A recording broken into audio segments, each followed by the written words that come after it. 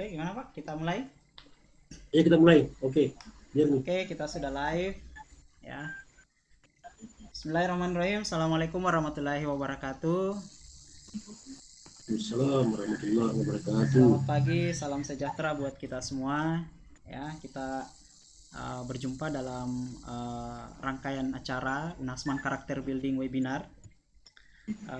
Kegiatan ini ya kita selenggarakan sebagai bagian dari tentunya tanggung jawab sosial kita ya sebagai sivitas akademika, bagaimana bisa berbagi kepada masyarakat secara umum dan tentunya kepada sivitas akademika dimanapun berada ya, baik mahasiswa maupun pelajar serta para pendidik sekalian. Ya, event kita dilaksanakan selama beberapa hari ya. Kita ada beberapa event kegiatan. Hari ini kita akan belajar bersama ya dengan salah satu narasumber kita ya, Bapak Selin Asis, SSMSI, yang hari ini kita akan membahas tentang topik bagaimana karakter ya dalam berkomunikasi. Event kita ada selain hari ini, sebentar siang juga ada materi tentang kreativitas. Kemudian hari Senin materi tentang integritas. Kemudian dilanjutkan hari Selasa materi tentang kepemimpinan. Kemudian ya spesial guys kita ya, walaupun bukan puncak acara tentunya, ada yang akan diisi oleh Rektor Unasman, Ibu Dr. Haja Kudria bersama dengan Prof. Sukaji Sarbi, yang akan membahas mengapa karakter ya itu sangat penting di era sekarang ini ya. Tentunya ini yang sifatnya lebih umum. Kemudian nanti di hari Kamis kita akan lanjutkan dengan materi Higher Order Thinking Skill ya, disingkat HOTS ya. Kemudian kita akan lanjutkan di hari Jumat gerakan literasi sebagai bagian dari karakter di era sekarang.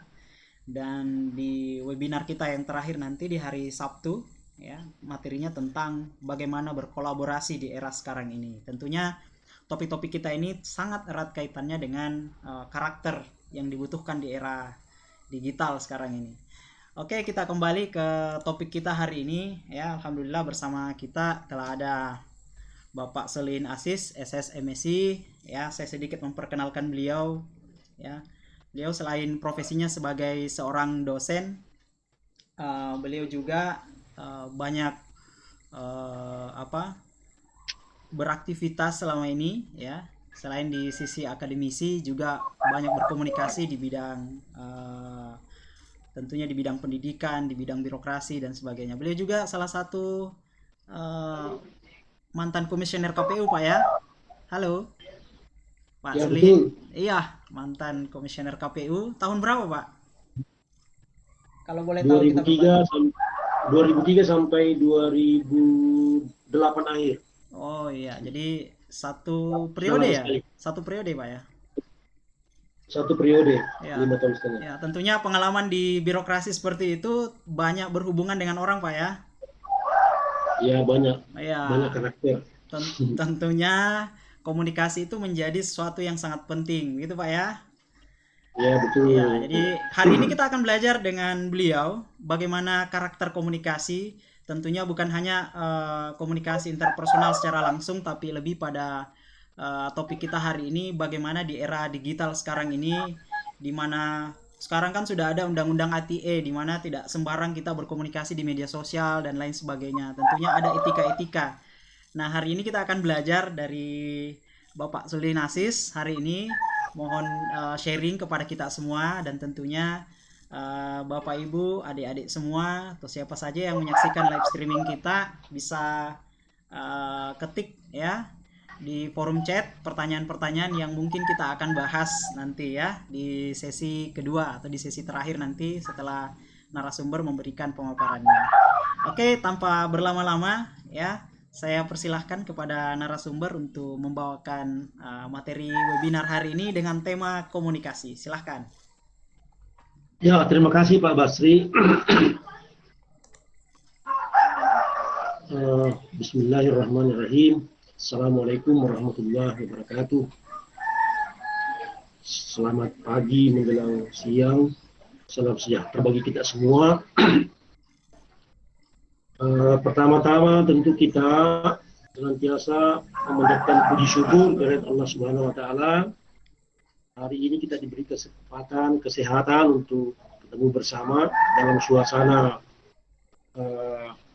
masih mencekam tanda kutip karena masih ada pandemi COVID-19 ini yang saya belum tahu ujung pangkalnya. Ya. Mudah-mudahan saja kita berdoa bersama, mudah-mudahan pandemi ini cepat berlalu, kemudian kita kembali pada suasana yang lebih bahagia, lebih tenang dan lebih santai. Amin. Kayak kemarin. Ya, mudah-mudahan saja ya. Baik, kita masuk pada pembicaraan kita hari ini. Sebelum itu sebenarnya saya sudah tahu bahwa akan ada kursi rektor, kemudian wakil rektor satu membicarakan bagaimana pentingnya pendidikan karakter itu. Namun demikian saya tetap akan menyinggung di awal karena ini ada hubungannya dengan bagaimana psikologi teman-teman atau adik-adik mahasiswa atau siapapun yang mendengarkan atau yang mengikuti live ini, ada psikologinya supaya terjaga bahwa karakter itu kenapa penting, utamanya di internal UNASMAN adalah kita tetap ingin mencapai cita-cita kita, yaitu menelurkan atau mengeluarkan atau menghasilkan para sarjana atau orang-orang yang cendekiawan muda itu tidak hanya pintar, tidak hanya cerdas, tapi dia juga baik. Kata baik itu saya pilih, diksi baik itu saya pilih karena ini sangat universal. Kalau saya mengatakan akhlak, mungkin teman-teman yang non-muslim mengatakan bahwa itu konteksnya Islami ya. Ini kita berhati-hati. Ini juga komunikasi. Nah, kalau saya moral juga universal, mungkin bagus. Jadi saya kembali, kita hanya tidak menginginkan anak-anak kita nanti hanya pintar, tapi juga berakhlak yang baik, punya moral yang baik, orang yang baik. Pertanyaannya adalah, kenapa harus begitu? Nah, saya menjawab simpel karena nanti akan dibahas oleh Ibu Rektor nanti dengan Pak Wakil Rektor 2, Wakil Rektor 1, bahwa kita butuhkan orang baik memang di Indonesia, apalagi dalam suasana seperti ini. Kenapa? Orang pintar banyak sekali. Kurang apa kalau orang pintar di Indonesia? Banyak sekali. Tapi kita selalu disuguhkan fenomena yang sangat miris. Orang pintar kok ditangkap, orang pintar kok masuk bui. Ada bupati, ada gubernur, ada polisi, ada hakim, ada jaksa, ada macam-macam, ada menteri sekalipun, bahkan ketua Mahkamah Konstitusi yang bodohkah mereka? Tidak, sangat pintar, tapi mereka kurang baik atau bahkan tidak baik. Sehingga inilah yang kita kehendaki, bagaimana generasi kita itu betul-betul membawa diri dalam suasana yang lebih baik. Tentu kita bekali mereka pengetahuan di aspek kognitif dan bagaimana kita menggambling attitude-nya mereka, afeksinya mereka supaya lebih baik dan bermoral. Begitu terjun di masyarakat, nama UNASMAN terbawa-bawa, alumni UNASMAN bisa dipercaya, alumni UNASMAN bukan hanya pintar tapi dia berakhlak baik. Oke. Itulah pentingnya. Ya. Sekarang kita masuk pada komunikasi. Komunikasi secara ilmu, saya kira kita semua bisa belajar secara otodidak. Banyak buku yang bisa kita baca tentang komunikasi. Ilmuwan menulis tentang komunikasi, definisi komunikasi, banyak sekali. Mungkin kita bisa baca di slide ini juga ada. Boleh kita buka slide-nya Pak Basri. Ya, komunikasi. Ya, komunikasi itu adalah berasal dari bahasa Latin yang intinya adalah dia harus komunikatio ya. Komun itu artinya harus dia sama. Kenapa dia harus bermakna sama? Karena tidak mungkin terjadi komunikasi atau komunikatif itu kalau tidak komun, tidak bernilai sama. Kita ambil contoh saya begini. Kita langsung saya masuk. Kita ambil contoh, kalau dia tidak satu komunitas, maka komunikasi itu tidak mungkin bisa berlangsung dengan efektif, tidak komunikatif.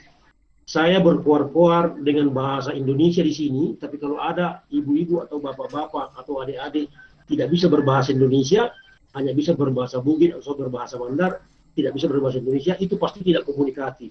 Meskipun kita, kenapa? Karena dia tidak komun, dia tidak berada pada nilai yang sama. Itu yang dimaksud. Kemudian begitu banyak pendapat-pendapat ahli. Saya hanya merujuk pada satu pendapat yang mungkin lebih nyambung di kita karena dia adalah orang Indonesia. Effendi di tahun 2005 itu mengatakan komunikasi adalah proses penyampaian pesan oleh seseorang kepada orang lain, ya, untuk memberitahu atau untuk mengubah sikap dan selanjutnya. Jadi komunikasi itu ada yang bawa pesan, ya, mungkin disebut sender atau encoder, ya kan. Kemudian ada penerima pesan. Nah, kalau dia komun, dia satu nilai yang sama, insya Allah terjadi komunikatif. Jadi pesan disampaikan, pesan diterima, kemudian kalau bisa ada pesan balik, itu akan lebih efektif, bisa berjalan dengan baik. Nah, itu menurut Effendi tahun 2005. Saya kira banyak sekali komponen yang bisa kita bahas tentang komunikasi itu, ya kan. Kita bisa membahasnya tentang komponen komunikasi, tujuan komunikasi, kemudian unsur-unsur komunikasi, jenis-jenis komunikasi, itu sangat luas sekali. Intinya saya hanya akan mengatakan bahwa komunikasi ini, kalau kita masuk pada situasi, ada namanya situasi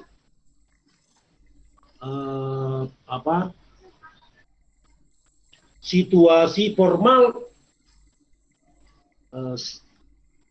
informal dan semi formal.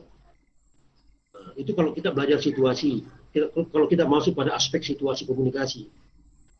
Ada juga namanya komunikasi verbal dan non verbal. Itu bisa semua kita baca, bisa kita semua pelajari. Tapi kalau saya ingin mengatakan di sini bahwa khususnya di komunikasi non verbal, ya, mungkin verbal semua orang sudah tahu, non verbal juga banyak yang tahu, tapi tidak semua, mungkin mahasiswa kita. Non verbal ini tidak menggunakan bahasa, dia hanya menggunakan simbol-simbol, mungkin gestur tubuh, itu juga mengandung komunikasi yang bisa diterima oleh orang yang melihatnya. Ketika kita mengirim pesan gestur misalnya, ada orang kita panggil, kemudian buah muka, itu namanya komunikasi. Apa artinya? Dia tidak senang sama Anda, itu kan. Ini gesturnya saja. Ada orang ditanyai hanya angkat bahu, tidak ada kata-kata, berarti dia bisa kita maknai, dia juga tidak tahu apa yang kita tanyakan itu. Nah, sejauh ini mungkin kita lebih menarik kalau kita membahasnya, sudahlah kita bahas saja bagaimana berkomunikasi dengan baik. Karena kalau kita membaca banyak buku komunikasi, saya kira kita semua bisa melakukan itu. Kita bicara saja bagaimana sebenarnya kita membawa diri, bagaimana kita membangun karakter orang-orang kita, anak-anak muda kita, atau bahkan orang tua yang ikut menggunakan media-media sosial, karena komunikasi ini juga menggunakan media, bisa media pribadi, bisa media sosial. Oke lah, kita masuk pada media sosial. Begitu banyak orang yang menggunakan, masif sekali media sosial itu. Komunikasi yang serampangan, tidak manusianya tidak dimodali oleh akhlak yang baik, menggunakan komunikasi bisa kebablasan. Sehingga penting kita bicarakan bahwa berkomunikasi dalam era digital ini benar-benar berhati-hati. Di samping karena ada aturan atau perundang-undangan yang diterbitkan oleh negara kita, undang-undang ITE itu, informasi dan transaksi elektronik yang sangat berbahaya, memantau terus kita, sehingga kita tidak perlu khawatir begitu kita melakukan komunikasi yang wajar, berhati-hati, jujur, berakhlak. Saya kira kita tidak akan pernah tersandung pada persoalan-persoalan yang diatur oleh undang-undang itu, karena kita selalu berhati-hati. Nah, ini karakter inilah sebenarnya yang harus kita bangun. Bagaimana berhati-hati, bagaimana punya akhlak berkomunikasi. baik anak-anak, orang tua, laki-laki dan perempuan. Mari kita lihat begitu banyak di Indonesia orang-orang yang dipersoalkan di muka hukum, di meja hijau hanya karena persoalan berkomunikasi kebablasan. Sehingga tentu bukan itu yang menjadi tujuan kita, bagaimana berkomunikasi yang bermoral. Contoh misalnya, kita mendapatkan suatu informasi mungkin lewat Twitter atau Instagram atau Facebook. Kadang-kadang kita kerasa kusuk, belum tentu juntrungannya, belum tentu kebenarannya, tiba-tiba kita juga merespon. Atau bahkan kita juga mengomentari, mungkin dengan sangat emosional, baper dan segala macam, atau bahkan kita share. Nah inilah sebenarnya yang harus kita berhati-hati. Nah ini hubungannya dengan komunikasi yang baik, yang berakhlak, tidak begitu. Kita harus berhati-hati, maksudnya adalah cek kebenarannya. Sumber-sumber komunikasinya, siapa yang menjadi sender, siapa yang mengirim itu, apa kapasitasnya, apakah dia punya kapasitas yang memadai untuk mengirim itu atau tidak, atau dia hanya share juga, kemudian apakah yang dia share itu sesuatu yang betul atau yang tidak betul, ini perlu dihati-hati. Inilah saya pikir itulah pentingnya bagaimana anak-anak kita atau tidak semua umumnya memahami bahwa berkomunikasi dengan jujur dan akhlak yang baik itu diperlukan dalam era digital. Saya kira demikian Pak Basri. Mungkin ada yang ingin membahas lebih dalam. Saya kira kita bisa mulai. Mungkin ada yang ingin diskusi tentang komunikasi tadi.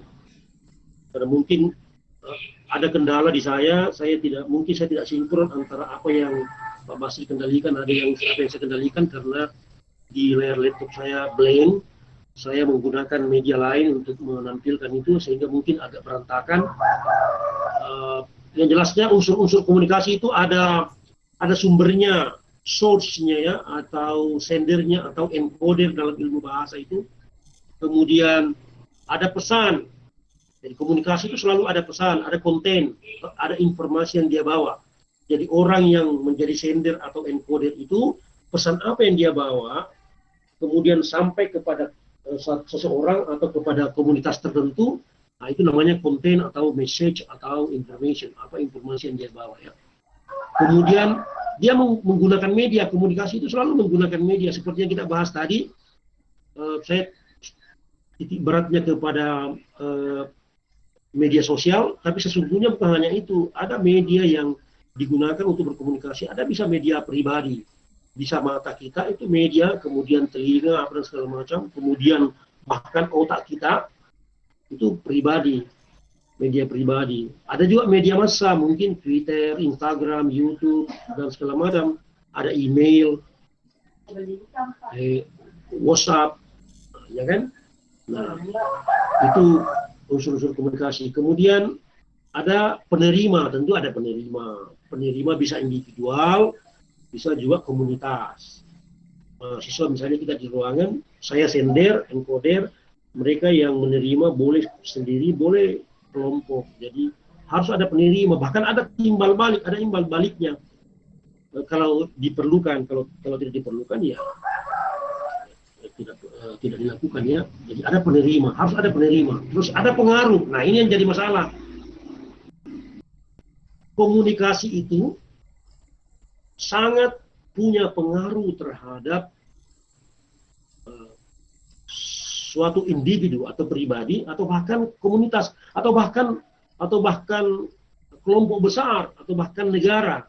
Begitu bahayanya komunikasi kalau komunikasi itu kita salah tangkap ya. Kita salah memahaminya, karena artinya kita gegabah, panik, itu bisa merubah. Boleh merubah sikap, merubah opini, merubah merubah sosial. Jadi dia bisa merubah masyarakat. Komunikasi yang begitu hebatnya pengaruh komunikasi itu ya. Dia bisa merubah opini kita, bisa merubah sikap-sikap kita, attitude kita, behavior kita, bisa merubah sosial kemasyarakatan, luar biasa. Salah satu contoh, begitu hebatnya komunikasi bisa merubah opini orang, bisa merubah opini sekelompok orang, bisa merubah sosial, atau bahkan bisa menggerakkan orang, menggerakkan sekelompok orang. Sekarang ini di Indonesia, begitu banyak berseliweran orang berkomunikasi dengan sangat tidak sehat. Ada orang yang mencaci maki pemerintah, mencaci maki pemimpin, dengan membungkus opininya dengan bungkus-bungkus identitas, bungkus agama dan segala macam. Itu sangat berbahaya, bisa berpengaruh kepada sekelompok anak muda atau sekelompok orang atau bahkan individu orang, mempengaruhi attitude-nya, mempengaruhi sikapnya, mempengaruhi opininya, mempengaruhi perilakunya, bahkan bisa mempengaruhi sekelompok orang. Nah, itu dahsyatnya sebuah komunikasi ya. Memang ada pengaruh. Kemudian timbal balik, kemudian tanggapan balik. Jadi komunikasi itu ada tanggapan balik kalau diperlukan. Kalau tidak diperlukan tidak. Misalnya kita baca buku tidak perlu tanggap timbal balik, bukan? Kita hanya akan membaca pesan-pesan yang ada di dalam buku itu. Nah, itu juga komunikasi. Kemudian ada lingkungan atau situasi. Nah, ini penting sekali. Pada situasi tertentu atau lingkungan tertentu, komunikasi itu kita harus bisa membawanya pada situasi yang kita inginkan. Misalnya komunikasi dalam situasi resmi, itu tentu beda dengan komunikasi dengan situasi yang informal atau setengah resmi. Sekarang ini anggaplah situasi kita setengah resmi lah. Kenapa? Karena lewat live ini kita bisa menyampaikan secara resmi apa itu ilmu komunikasi, bagaimana dampaknya, bagaimana pengaruhnya, tapi kita juga bisa bercanda di sini. Kita bisa bercanda sehingga dikatakan semi formal ya. Saya menganggapnya dia semi formal. Itu menyangkut situasi ya. Kemudian tentu tadi saya sudah singgung bagaimana tentang verbal dan non verbal tadi. Saya kira untuk menutup sementara ya, mengakhiri sementara penjelasan ini, penyampaian ini, saya ingin kembali lagi ke awal bahwa substansi yang ingin kita capai, yang ingin kita raih, yang kita capai pada pertemuan ini adalah bagaimana kita membangun karakter yang baik dalam berkomunikasi dengan berlandaskan pada kearifan lokal.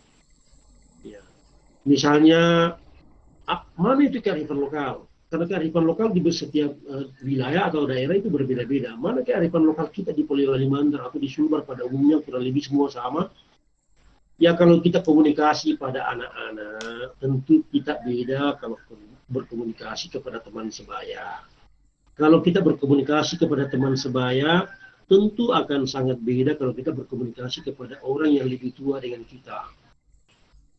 Kalau kita berkomunikasi kepada yang lebih tua, itu juga ada bedanya sedikit kalau kita berkomunikasi dengan orang tua kita sendiri. Nah, itulah yang harus kita tetap bangun, kita pahami dengan baik anak-anak kita supaya bagaimana berkomunikasi itu dengan membangun karakter yang lebih baik. Satu yang ingin saya sebelum kita tutup, yang ingin saya stressing perbedaan. Coba kita lihat, kita tengok negara Jepang, bagaimana dia berkomunikasi dengan proporsional. Contoh misalnya, kalau acara-acara budaya, kalau misalnya pangeran siapa lagi kalau zaman Akihito, dia ada acara-acara kerajaan itu. Anda lihat, kita semua lihat bagaimana dia memberikan penghormatan sampai membungkuk seperti orang ruku kalau kita sholat. Itu orang Jepang, serius orang Jepang. Itu dalam bentuk komunikasi, bagaimana komunikasinya mereka. Tapi kalau di peristiwa-peristiwa nasional mereka sangat hebat. Beda dengan kita. Saya tidak bisa menyebutkan di daerah lain, tapi di daerah kita beda. Bentuk komunikasinya sangat tidak produktif. Inilah yang perlu kita mungkin berubah ya. Sangat tidak produktif.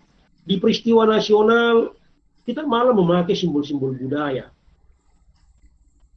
Padahal kalau peristiwa budaya malah kita lupakan. Misalnya di peristiwa nasional, katakanlah ya, situasi nasional. Saya anggap situasi nasional tidak berada di kantor pemerintah.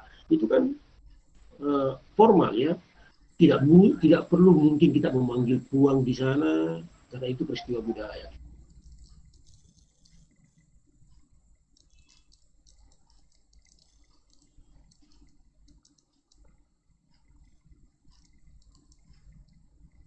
Halo. Ya, sepertinya narasumber terputus kayaknya. Kita coba call lagi.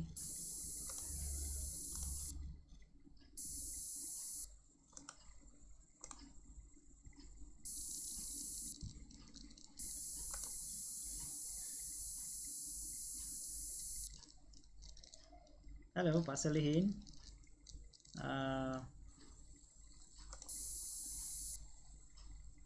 Kita coba call lagi ya.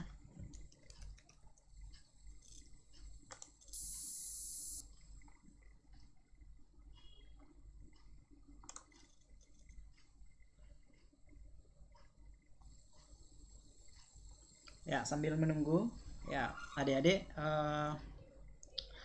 atau Bapak Ibu pemirsa yang masih bergabung di live streaming ya, saya lihat ini ada 73 yang sementara menyaksikan live streaming kita.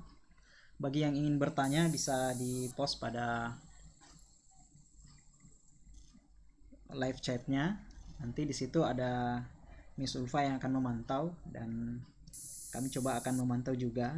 Jadi silahkan jika ada hal-hal yang ingin ditanyakan silahkan di-post dulu pertanyaannya ya, adik-adik semua, saudara-saudara semua yang masih bergabung di live streaming kita. Sambil sepertinya narasumbernya ini terputus dari panggilan call kita ya.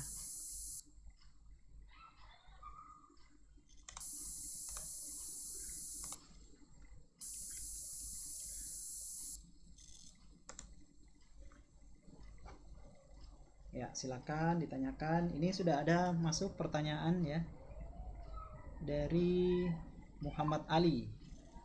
Ya, ya tadi sempat terputus Pak Sulin ya. Oh iya. Ya, Sorry. tadi lagi asik terus tiba-tiba terputus.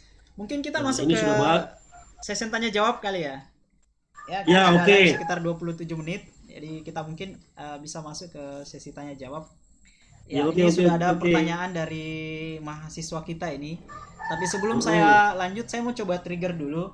Ya, tadi narasumber sudah memberikan pemaparan secara umum tentang komunikasi itu seperti apa, kemudian juga membahas bagaimana komunikasi yang baik. Dan sangat menarik tadi dibahas tentang kearifan lokal ini, ya. Jadi komunikasi hubungannya dengan pada tempatnya, ya. Tidak semua gaya komunikasi kita itu, ya. Harus disamakan. Jadi harus kita perhatikan hal-hal yang terkait dengan di mana kita berkomunikasi. Ini sangat menarik. Juga tadi sudah disampaikan tentang bagaimana kita dalam berkomunikasi dengan sejawat, kemudian yang lebih tua, lebih muda dan sebagainya. Mungkin nanti bisa dipertajam sedikit ya, utamanya khusus di daerah kita ini ya, ada budaya kita yang sepertinya sudah mulai hilang dari sisi komunikasi. Mungkin bisa Pak disinggung juga ya, beliau juga ini salah satu pemerhati di bidang budaya, jadi sangat menarik. Mungkin kita bisa juga singgung dari sisi budaya sebelum kita nanti masuk bagaimana etika dalam berkomunikasi di era digital, mungkin juga bisa dijelaskan. Jadi sekali lagi poin pertama mungkin bisa di-share kepada kita bagaimana etika komunikasi hubungannya dengan budaya kita yang sudah mulai sepertinya agak luntur ini. Gimana tipsnya? Ya, poin yang kedua adalah bagaimana komunikasi yang baik atau etika komunikasi yang baik di era digital. Itu 2 poin dulu sebelum kita masuk ke pertanyaan yang ada di live chat. Oke, silakan. Nah, seperti yang saya singgung tadi di awal, pentingnya kita bagaimana memahami berkomunikasi dengan baik di era digital. Dulu kita tidak disusahi, kita tidak berpikir bagaimana berkomunikasi di era digital, karena memang kita tidak pernah mengalami seperti itu. Sekarang malah menjadi lebih kompleks bagaimana kita berkomunikasi lewat digital di era digital ini, kemudian bagaimana kita mawas diri, bagaimana berkomunikasi dengan akhlak yang baik. Nah, itu yang pentingnya, tidak kerasa krusu, tidak panik, dan tidak mudah percaya kepada hal-hal yang biasanya disampaikan oleh orang, apalagi lewat media massa, lewat media sosial. Kemudian apa yang harus kita lakukan? Kita harus cek kebenarannya, sumbernya, kapasitas yang telah membagikannya, apa segala macam. Apa itu betul atau ternyata hoax, ya kan? Hoax kan? Nah, itu berbahaya sekali, sehingga lewat pemahaman komunikasi ini, lewat karakter yang kita mau bangun lewat komunikasi ini, itulah yang ingin kita capai. Bagaimana kita menanamkan budaya komunikasi dengan baik, tentu dibungkus dengan atau dilandasi dengan kearifan lokal. Bagaimana berkomunikasi itu, ya. Kalau kita sudah hebat dalam memahami kearifan lokal soal berkomunikasi, maka saya yakin kita tidak akan kebablasan dalam bagaimana berkomunikasi lewat di era digital ini. Kenapa? Karena kalau orang sudah punya kapasitas, dia memahami kearifan lokal, bagaimana berkomunikasi dengan santun, tidak mungkin dia kebablasan di digital, karena selalu ada mawas diri, ada kehati-hatian, ada kejujuran di situ, ada keterbukaan, sehingga tidak mudah dibohongi, tidak mudah percaya kepada hoax dan segala macam. Tidak menghakimi orang, tidak baper dan segala macam. Kenapa? Dia paham ilmunya, dia paham kearifan lokalnya, dia menjalaninya. Kemudian kalau dia di era digital, saya kira dia selamat. Oke. Itu yang kita inginkan. Ya, jadi langsung dijawab untuk keduanya ya. Nanti ada juga yang saya ingin lagi untuk eksplorasi lebih jauh. Tapi sebelum itu kita coba ke live chatnya. Di sini ada pertanyaan dari pemirsa kita. Ini datangnya dari Muhammad Ali. Ini dari Fakultas Agama Islam ya, Prodi Hukum Ekonomi Syariah, Unasman ya. Ini ingin bertanya Pak, gimana caranya membangun komunikasi kembali dengan orang yang justru tidak mau lagi berbicara kepada kita, atau tidak mau berkomunikasi, atau sudah mau putus hubungan. Gimana nih Pak? Ya, oke. Ya, silakan Pak, sebelum kita lanjut ke pertanyaan berikutnya. Ya, baik. Sepertinya lain lagi halnya itu kalau begitu. Lain masalahnya. Ini mungkin persoalan masuk pada persoalan tidak dilakukannya halal biar halal. Ya. Nah, ini kan tidak lepas dari karakter individual, ya. Ini tidak lepas dari karakter individual. Ilmu komunikasi kita sudah baca, kita sudah paham, kita sudah tahu bagaimana kearifan lokal kita tentang berkomunikasi dengan baik di semua level, misalnya kan, kita sudah paham itu semua. Kemudian kita tidak kebablasan lagi di soal-soal bagaimana berkomunikasi di era digital. Kemudian ada tantangan bagaimana kita bisa menyambung komunikasi kepada orang yang sepertinya tidak mau lagi berkomunikasi dengan kita. Ini hal lain. Ini akan sangat sepertinya ini sudah banyak kasus ya. Ini hal lain, karena mungkin kita dibombe, kalau kita panggil dia buang muka seperti yang saya bilang tadi, gesturnya, komunikasi non verbalnya sudah sangat jelas, gestur tubuhnya dia sangat benci dan segala macam. Itu juga sudah komunikasi. Jadi kalau secara ilmu itu juga sudah komunikasi. Begitu kamu mengajak dia berkomunikasi, tapi dia menolak, apakah dia, walaupun dia tidak menolak kata-kata, tapi dia juga sudah menolak non-verbal misalnya, lewat gestur, itu juga sudah komunikasi. Jadi begitu kamu mengajak dia bicara, dia tidak ngomong, dia tidak bersuara, tapi gestur tubuhnya mungkin dia membelakang atau langsung dia pergi, itu sudah komunikasi namanya. Itu sudah komunikasi, ada timbal balik. Kamu harus memahaminya. Kalau kamu cerdas, kamu harus memahaminya bahwa itu adalah bentuk komunikasi. Maknanya adalah kamu sudah tidak diterima lagi untuk berkomunikasi dengan dia. Kemudian patut diulang lagi.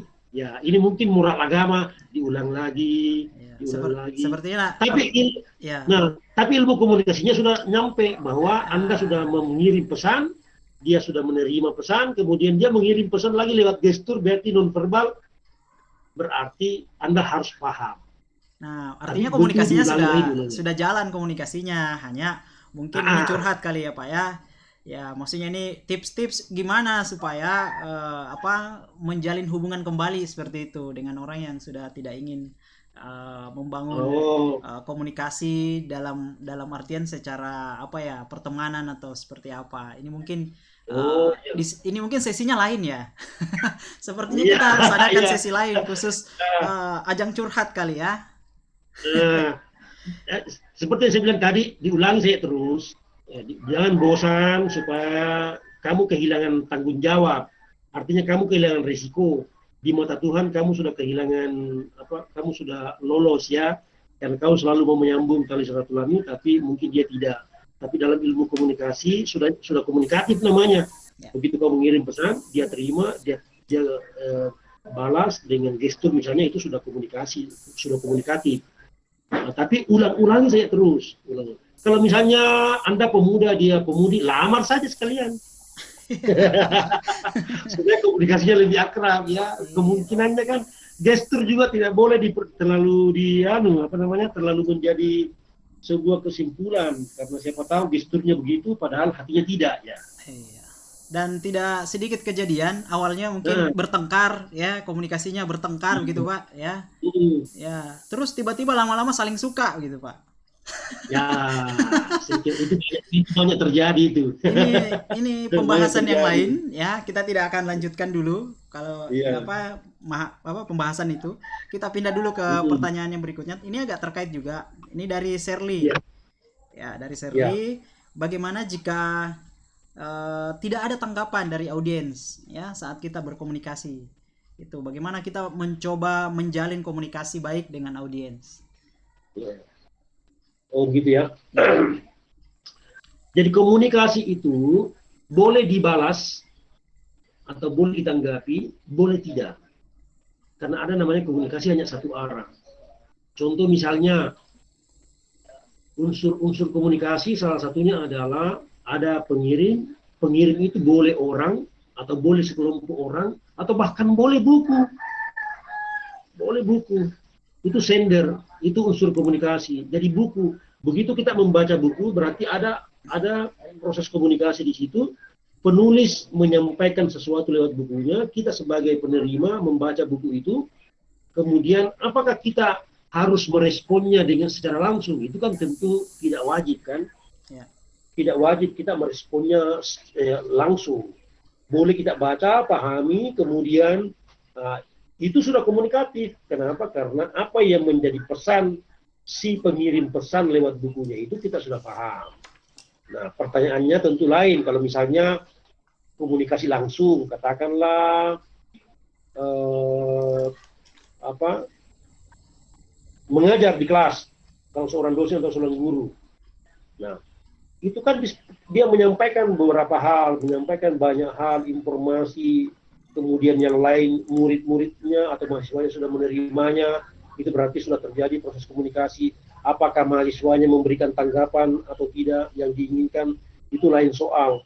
Boleh iya, boleh tidak. Tapi kalau misalnya kita menginginkan, sebagai sender, kita menginginkan tanggapan, ya, tentu harus kita pahami apakah pesan yang kita kirim itu atau pesan yang kita sampaikan itu, informasi yang kita sampaikan itu, konten yang kita pesan itu, yang kita sampaikan itu terpahami dengan baik, berterima dengan baik atau tidak. Nah itu di situ letak masalahnya.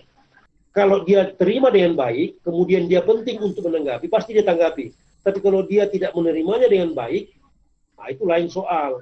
Karena mungkin di penerima, karena salah satu unsur komunikasi itu adalah penerima. Kalau di penerimanya macet, tidak gampang menerima pesan yang kita kasih, itu pasti resikonya adalah kita tidak akan menerima tanggapan apa-apa dari dia. Saya kira begitu.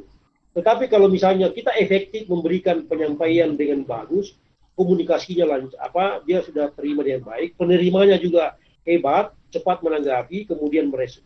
Pasti ada respon. Tidak tinggal introspeksi saja, apakah pesan yang kita sampaikan dalam proses komunikasi itu sudah efektif atau tidak, apakah penerima atau audiens kita itu memadai atau tidak. Itu di situ letak masalahnya, ya. Pak Basri. Oke, ya. Nah, ini kita coba bahas lagi ya. Ada pertanyaan dari Rizka. Rizka dari FAI ya, mungkin temannya lagi ya, temannya dari Fakultas Agama Ya, Islam. Sepertinya ini banyak peminat dari FAI nih, Fakultas Agama ini. ya, Ini pertanyaannya terkait oke. moral dan akhlak. Nah, ini Ya, Assalamualaikum, perkenalkan saya ini Rizka dari Hukum Ekonomi Syariah. Saya baca saja ya. Pertanyaannya adalah ya, bagaimana cara membentuk moral dan akhlak yang baik. Jadi moral dan akhlak yang baik untuk berkomunikasi melalui pengembangan karakter. Ini mungkin terkait dengan kelas yang kita buat ya. Jadi gimana membentuk moral dan akhlak yang baik. Ya, bisa diberikan sharing kepada kita, Pak. Silakan.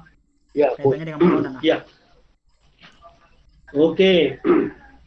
Di awal tadi saya katakan bahwa kita tidak, target kita di UNASMAN itu, visi kita itu, bahkan itu sudah dicanangkan oleh pendiri kampus kita, Profesor Dr.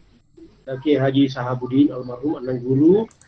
Itu beliau sangat menginginkan bagaimana UNASMAN itu melahirkan sarjana yang cerdas, pintar, tapi dia tidak hanya cerdas, dia tidak hanya pintar, tapi dia juga punya akhlak yang baik.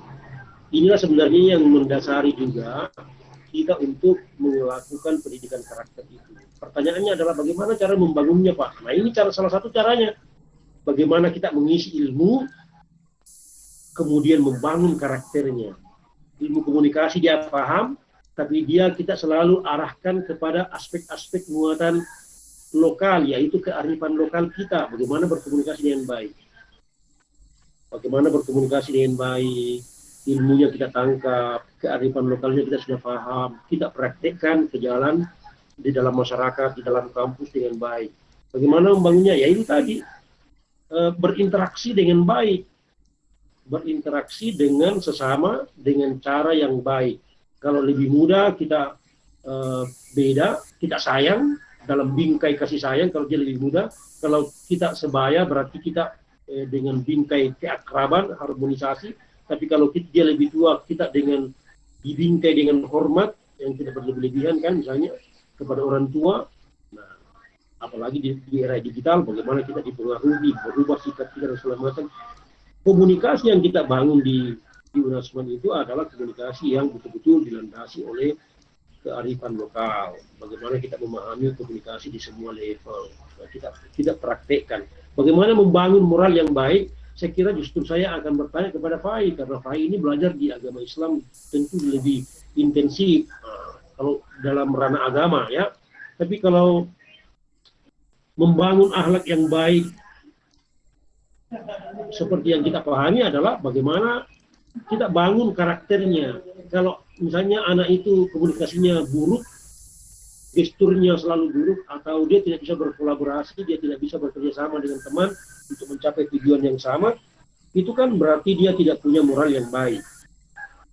Ya kan? Seolah-olah mungkin karena dia sombong, dia punya segalanya, dia tidak membutuhkan banyak teman, itu namanya komunikasi yang buruk.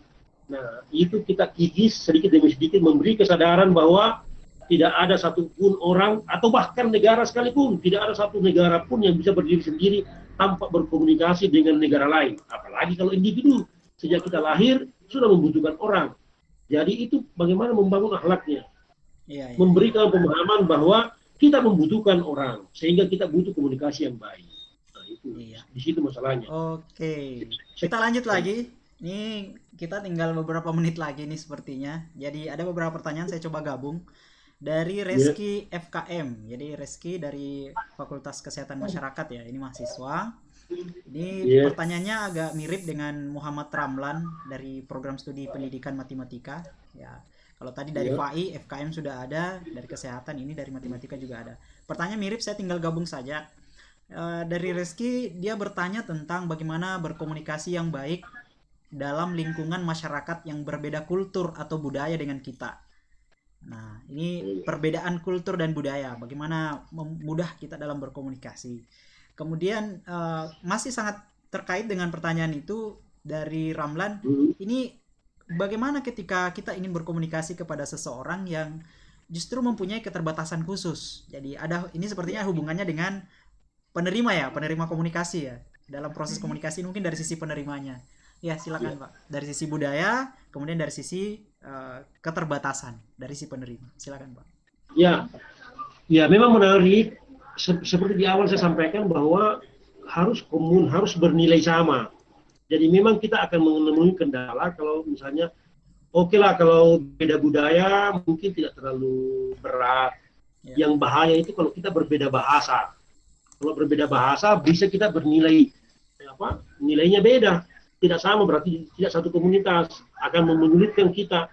Saya menyampaikan sesuatu, menyampaikan pesan sebagai sender, sebagai encoder, tetapi yang menerima ini adalah rata-rata orang tua, katakanlah orang yang tidak tahu bahasa Indonesia atau orang Inggris yang tidak tahu bahasa Indonesia. Itu ya, repot ya, beda budaya, beda bahasa. ya, Tapi kalau beda budaya mungkin masih bisa ditolerir. Misalnya saya bicara sama orang Jawa, budayanya beda dengan saya, tapi bahasanya nyambung.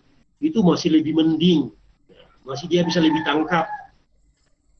Dia bisa tangkap apa yang saya sampaikan, karena bahasanya dia bisa pahami meskipun budaya kita berbeda. Kemudian pesannya sudah dia tangkap, itu namanya komunikatif. Tapi implementasi setelah dia tangkap itulah mungkin yang berbeda karena kita berbeda budaya. Dia mengartikannya atau menangkapnya seperti apa, mungkin berbeda dengan sesama kita yang sesama tradisinya sama. Kalau saya bicara seperti ini kepada orang Mandar, dia bisa tangkap, atau berbicara seperti ini kepada orang Bugis, dia tangkap dengan baik. Itu implementasinya beda kalau saya bicara seperti ini kepada orang Jawa, meskipun kontennya sama, tapi dia mengimplementasinya dengan berbeda. Karena kenapa? Karena budayanya beda. Nah, bagaimana kiat-kiat untuk mengatasi hal-hal seperti itu? Nah, tentu kita kita memakai prinsip memahami ilmu komunikasi saja dulu secara baik dan memadai. Intinya yang penting komunikatif. Komunikasi ini kan yang penting komunikatif. Bahasa kata sifatnya. ya, Komunikatif itu nyambung dalam bahasa sederhananya. ya, Yang ya, penting nyambung dulu. Nah, karena bagaimanapun juga kalau komunikasi itu kita lakukan tapi tidak komunikatif, tidak nyambung, ya itu. Nah, kalau dia bahasanya beda, bahasanya sama dengan kita, budayanya beda, itu tidak ada masalah. Yang penting komunikatif. Komunikatif itu artinya pesan yang kamu bawa, dia terima dengan baik, secara baik, kemudian dia pahami, itu sudah komunikatif. Kemudian responnya nanti bagaimana, itu lain lagi. Bagaimana dia mengimplementasikannya dengan budayanya, itu lain lagi. Yang penting apa yang kita bawa, dia sudah bisa terima dengan baik. Itu komunikatif namanya. Oke, ini pertanyaan masuk terus ini Pak. Kalau pertanyaan kedua tadi Pak Iya, Basri, ya, ini soal penerima. penerima Ini ya. soal penerima. Katakanlah itu repot memang kalau penerimanya tidak memadai. Katakanlah tidak sama ya, kapasitas pengirim dan menerima sama. Saya juga alami sebagai penerima, kadang-kadang saya bingung. Kalau saya baca buku ilmiah, berkali-kali saya baca, mungkin belum bisa saya tahu. Mungkin 2, 3, 4, 5 kali saya kembali baca, baru saya tahu. Jadi pesan yang dikirim oleh penulis buku itu, setelah saya baca berkali-kali baru saya tahu. Jadi itu persoalan penerima, kapasitas kita sebagai penerima itu memang sangat menentukan menentukan kualitas komunikasi itu sendiri. Lain halnya kalau kita berhadapan dengan penerima yang berkebutuhan khusus. Nah, itu Ya, berbeda lagi. Ada kiat-kiat khusus itu. Katakanlah orang BB, orang bisu, atau orang tuli, atau apa. Itu repot. Tentu kita membutuhkan media-media khusus. Karena intinya kan komunikatif. Bagaimana komunikasi itu berlangsung, ditandai apa indikatornya, pesan yang kita bawa itu efektif kita sampaikan, kemudian efektif dia terima. Nah, itu. Tapi kalau dia berkebutuhan khusus, berarti kita butuh media khusus. Nah, itu lagi. Itu perlu dibahas lagi. oke. Ini sangat banyak pertanyaan Pak. Mungkin saya ya coba cari dulu yang mana yang lebih terkait karena ini pertanyaannya bahkan terkait gaya berpacaran pun ditanyakan di forum ini. Iya, iya, Ya, iya, iya, iya. ini Boleh. ya ini menarik dari Putri Aisyah Utami dari Sistem Informasi. Ya, tadi sudah ada FKM, Matematika, ini dari Prodi Sistem Informasi. Ini mau bertanya ya perbedaan komunikasi zaman dulu dengan zaman sekarang ya, zaman old dengan zaman now. Ada ndak? Kalau kita Ya, sekarang ya memang sangat terkait. Kita sekarang lebih kadang menjudge generasi sekarang itu karakternya kurang baik gitu, Pak. Tapi di satu sisi, baik. beberapa ahli psikologi juga itu lebih mengatakan bahwa ya orang karakternya sesuai pada zamannya.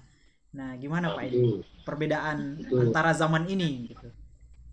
betul. Ya, ya, ya. Eh, saya kira, saya langsung to the point saja karena mungkin waktu semakin sempit. Ya. Saya ingin mengatakan bahwa beruntunglah kalian, anak-anakku sekalian mahasiswa, Nasman, yang hidup di era yang sangat mudah ini. Ya. Eh, saya juga beruntung karena saya hidup di era susah, hidup juga di era mudah ya. Iya, dua zaman ya. Dulu di dua zaman. Dulu saya mau kasih dulu perbandingan. Dulu itu kan komunikasinya sangat berbeda. Bukan hanya berbeda tapi sangat terbatas. Kita dibatasi oleh teknologi, bahkan belum ada teknologi. Sehingga membuat kita ribet, membuat kita banyak biaya, tidak simpel, hidup kita itu tidak simpel. Kita harus ke kampus tanpa tahu apa dosen ada atau tidak. Nah, itu bahayanya. Apa ada teman di sana atau tidak. Kita harus ke kampus. Kenapa? Karena tidak ada komunikasi dulu. Kami dulu seperti itu. Pergi saja, risikonya kalau tidak ada dosen kita pulang pakai biaya lagi. Nah, kita pakai biaya lagi. Nah, sekarang kan tidak. Nah, itu enaknya sekarang. Kita bisa WA sama teman, apakah dosen datang atau tidak. Atau bahkan kepada dosen kita bisa mengirim informasi. Itulah enaknya ya. Itu salah satu perbedaan komunikasi di era dulu dengan di era sekarang. Itu dalam aspek teknologi, hadirnya teknologi. Tapi dalam aspek-aspek akhlak itu juga beda. Aspek-aspek akhlak. Kalau dulu kita anak muda, kita sangat takut codok kepada orang tua, takut takut apa menyelah kepada orang tua ketika dia lagi berbicara. Sekarang kan tidak lagi. Tapi dalam karena dunianya berbeda, ya kita butuh. Ya. Seperti saya sekarang banyak anak saya. Dulu kalau ada tamunya bapak saya tidak berani muncul. Sekarang kalau ada tamu saya, itu muncul anak saya. Karena memang saya butuh. Dia lebih banyak paham teknologi komunikasi atau informasi daripada saya. Jadi memang begitulah dunianya sekarang. Ya. Tinggal kita bagaimana membekali mereka dengan cara-cara yang santun, bagaimana berkomunikasi di era digital dengan baik, sehingga tidak kebablasan, tidak berurusan dengan hukum dan segala macam, tidak menyinggung perasaan orang lain, tapi bagaimana berkomunikasi dengan baik, diskusi dengan sewajarnya. Itulah perbedaannya, saya kira itu situ perbedaannya ya. Ya, oke, saya kira itu pertanyaan terakhir yang dijawab ya dari live chat kita. Ya, sebelum ditutup saya juga ingin menyampaikan bahwa event kita masih ada sebentar siang jam 2 ya, jam 14.00 ya. Materinya atau topiknya tentang kreativitas. Nah, tentunya kegiatan webinar ini yang seri ini dari hari ini kita mulai, kemudian hingga hari Sabtu nanti tentunya terlaksana atas dukungan Lembaga Bahasa dan Pendidikan Karakter Universitas Al-Azhar Mandar. Tentunya lewat kesempatan ini kita juga ingin berterima kasih kepada semua pihak yang membantu ya, Ibunda Rektor yang sudah mendukung acara ini, juga sekaligus menjadi pembicara kita nanti di hari Rabu ya, untuk membahas tentang mengapa karakter itu juga penting. Beliau akan memberikan penekanan-penekanan. Dan tentunya terima kasih juga kepada semua narasumber spesial hari ini, Pak Solihin, terima kasih ya. Namun sebelum kita tutup ya, adik-adik sekalian, teman-teman yang sementara live streaming ya, jangan lupa like dan subscribe channelnya biar tetap lanjut ya mendapatkan notifikasi di event-event yang lain yang kita laksanakan, serta beberapa pembelajaran dalam bentuk video yang bisa diakses di channel itu ya.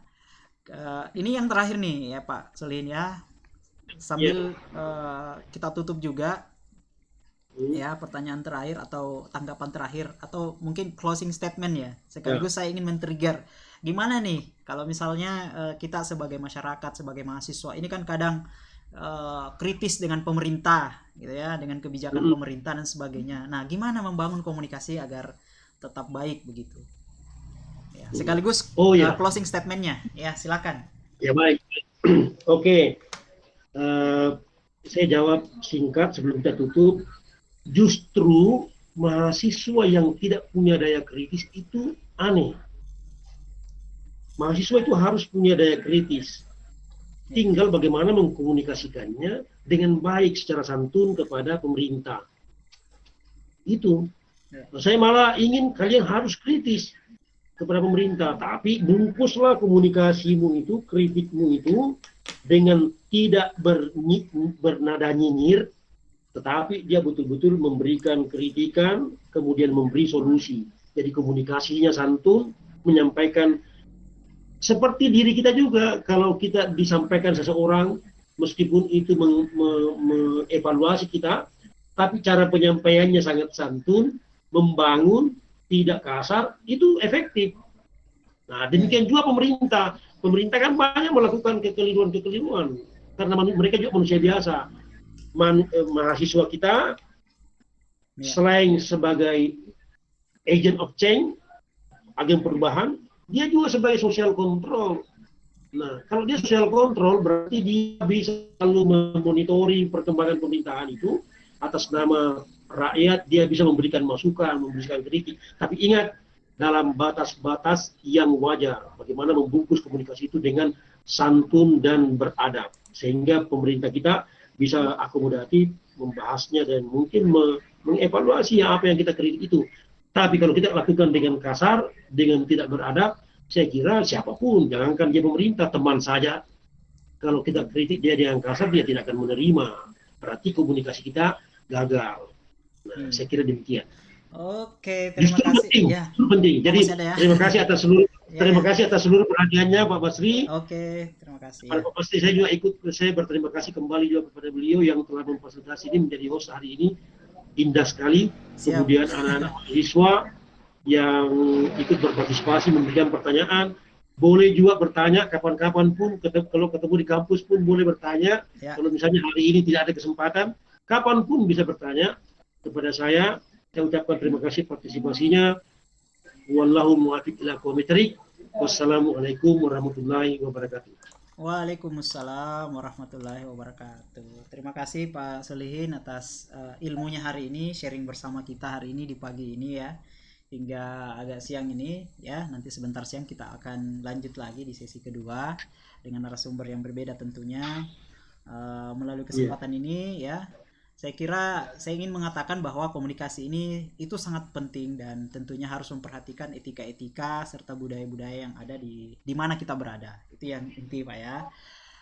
Tentunya pembelajaran kita tidak akan berakhir dari sampai di sini ya. Video ini nanti kita akan coba sharing dan bisa diakses secara online nanti selepas live streaming.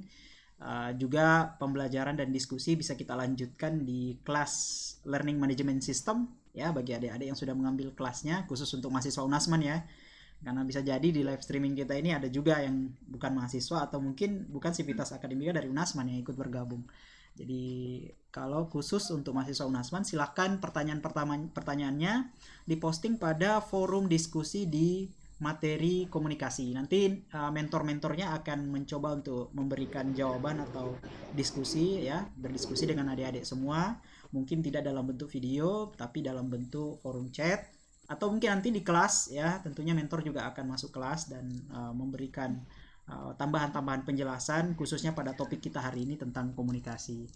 Ya, oke, terakhir terima kasih kepada semua yang mendukung acara ini ya, Lembaga Bahasa dan Pendidikan Karakter Universitas Al-Azhar Mandar, Rektor Unasman ya, yang sudah mendukung acara ini. Tadi menarik ditanyakan tentang moral dan akhlak. Nah, ini menjadi key point bagi kita untuk event selanjutnya. Mungkin langsung di pesantren mahasiswa mungkin ya. Nanti kita akan coba buatkan webinar khusus untuk moral dan akhlak. Nah, kaitannya dengan karakter. Mungkin merekap semua karakter-karakter yang kita bahas mulai dari hari ini hingga hari Sabtu nanti. Oke, sekali lagi terima kasih Pak Solihin, terima kasih atas waktunya ya. Mudah-mudahan kita bertemu lagi di event selanjutnya, dan tentunya bagi pemirsa semua secara live streaming yang ingin mengakses absensi, silahkan di layar ini saya sudah sharing di layar ya. Silahkan diakses linknya ya, pada alamat itu juga nanti Ibu Miss Ulfa ya. Miss Ulfa juga akan sharing di forum chat Ya, linknya untuk bisa tinggal diklik langsung mengarah ke form form untuk pengisian absensi, dan secara otomatis nanti pastikan alamat emailnya benar ya. Jangan sampai salah ketik email, karena sertifikat kita akan kirimkan secara otomatis begitu beberapa saat begitu Anda sudah mengisi absensi atau presensi kita hari ini. Oke, terima kasih atas waktunya semua ya. Mudah-mudahan apa yang kita sharing hari ini bisa menambah wawasan kita, paling tidak bisa menginspirasi kita. Mungkin tidak bisa mengubah karakter kita secara langsung hari ini, tapi tentunya ini bisa men-trigger atau bisa memancing kita supaya kita memiliki karakter yang lebih baik, menjadi karakter yang diharapkan sesuai dengan era abad 21 ya. Dan dapatkan nanti bukunya, kita akan coba cetak ya, buku pendidikan karakter ya di abad 21 seperti apa sesuai topik-topik pembahasan kita. Oke, sekian, sampai jumpa di kesempatan yang lain. Ya, sampai jumpa di event berikutnya sebentar siang jam 2 kita akan coba bergabung lagi untuk topik kreativitas dengan narasumber kita Ibu Patmawati SKM MKes, tentunya dengan materi juga yang tidak kalah menariknya. Sekian, Assalamualaikum warahmatullahi wabarakatuh. Waalaikumsalam warahmatullahi wabarakatuh.